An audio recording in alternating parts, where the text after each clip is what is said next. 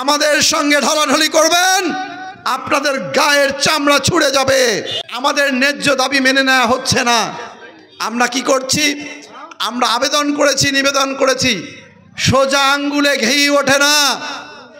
আপনারা ভেবেছেন, প্রশাসন ভেবেছে আমরা প্রত্যেকটি কলা গাছ ঢলাঢলি করবেন, আপনাদের গায়ে কোনো কিছু আচরটি লাগবে না।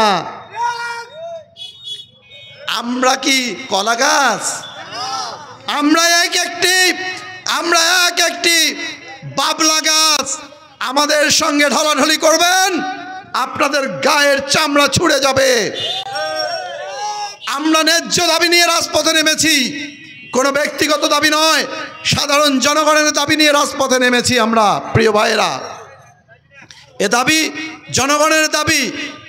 সাধারণ মানুষ রেল করে যায়, রেলের টিকিট দাম কম, নিরাপদ যানবাহন, নিরাপদ বাহন, যে বাহনে করে আমরা যাই। আমাদের সারা বাংলাদেশে রেলের প্রচুর আন্তনগর ট্রেন আছে, আমাদের এখানে দেওয়া হয় লক্কর ঝক্কর ট্রেন। প্রিয় হাতীবান্ধাবাসী, আপনারা নিশ্চয়ই অবগত আছেন, এই যে দাবি নিয়ে আমরা রাজপথে আছি, এই রাজপথে এটি কি আমার কোনো ব্যক্তিগত দাবি, আমার কোনো নিজের দাবি? হাতীবান্ধার জনগণ তাদের অধিকার প্রতিষ্ঠার জন্য আমরা রাজপথে আছি। এই রাজপথে আমরা দাবি আদায় করে ঘরে ফিরবো ইনশাআল্লাহ। আমাদের দাবি কি? চঞ্চল বলল অনেক দাবির কথা, দাবি আস্তে আস্তে আনবো, কিচ্ছা অনেক আছে। পিকচার আবি ভি বাকি হ্যায়, পিকচার আবো আছে। এখনো কেন ট্রেন আসেনি? এখনো কেন ট্রেন আসে না? আন্তনগর ট্রেন, এটা কি বিশাল কিছু ব্যাপার? যে দেশে একটি ব্যাংক থেকে 35,000 কোটি টাকা লুটপাট হয়, 35,000 কোটি টাকা গুণাগুনি করতে পারেন? আমার জনগণ 500 টাকাও গুনতে পারে না। আমি 500 টাকা গুনতে হাঁপসি যাই, সারাদিন কাজ করি 500 টাকা পাই। কথা ঠিক কি? সারাদিন কাজ করে 500 টাকাও পাই না, নুন আনতে পান্তা ফুরায়। সে দেশে ব্যাংক থেকে 35,000 কোটি টাকা একজন দরবেশ লুটপাট করে। দরবেশ দেখেন নাই এতদিন? হাজার হাজার কোটি, পশারির বেটা 3,000 কোটি টাকা নিয়ে যায়। আমাদের রেলপথ হয় না, আমাদের রাজপথ খানাকন্দকে ভরা। রংপুর পর্যন্ত যেতে যেতে আমার মায়ের ডেলিভারি হয়ে যায় না? আমার তো হেলিকপ্টার নেই, আমার তো কার নেই, আমার তো এয়ার কন্ডিশন নেই।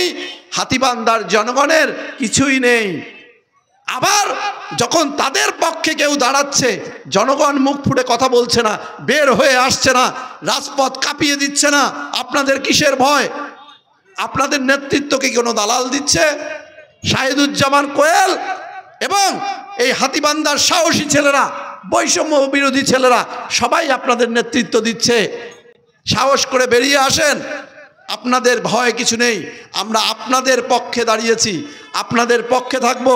রাজপথে, সড়ক পথে, রেল পথে আমরা বিভিন্ন মিছিল, মিটিং, সভা সমাবেশ, মানববন্ধন, রাস্তা অবরোধ করেছি। রেলওয়ের ঊর্ধ্বতন কর্মকর্তারা মিথ্যা আশ্বাস দিয়ে সেই সময়কার আন্দোলনকে তারা বাধাগ্রস্ত করেছিল। তাদের এই মিথ্যা আশ্বাসের কারণে আমরা আজ পর্যন্ত আমাদের সেই কাঙ্ক্ষিত দাবিটি এই অঞ্চলের মানুষের পূরণ হয়নি। আমি আজকের এই মেডিকেল মোড়ের অবস্থান কর্মসূচি থেকে ওই রেলওয়ের ঊর্ধ্বতন কর্মকর্তাদেরকে স্মরণ করে দিতে চাই, আমরা রংপুরের মানুষ, রঙের রসে ভরপুর এই রংপুরের মানুষের একটি সংগ্রামী ইতিহাস আছে। এখানে স্বাধিকার আন্দোলন হয়েছে, বেগম রোকেয়া সাখাওয়াত হোসেনের নারী আন্দোলন হয়েছে, নুরুল দিনের কৃষক আন্দোলন হয়েছে।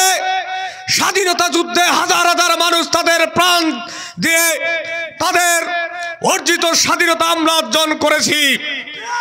2024 সালে রংপুরের কৃতি সন্তান আবু সাইদ বুকে তাতা রক্ত দিয়ে এদেশের মানচিত্র থেকে চিরদিনের জন্য অবৈধ খুনি বেঈমান ফ্যাসিস্ট তাবেদার অকার্যকর সরকারের পতন ঘটেছে।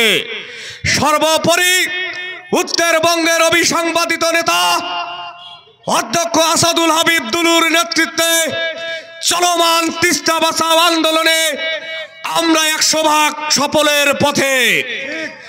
আজকের এই সকল সফলতার আন্দোলনকে স্মরণ করে দিতে চাই আমরা যে দাবি নিয়ে আজকে এই মেডিকেল মোড়ে অবস্থান গ্রহণ করেছি।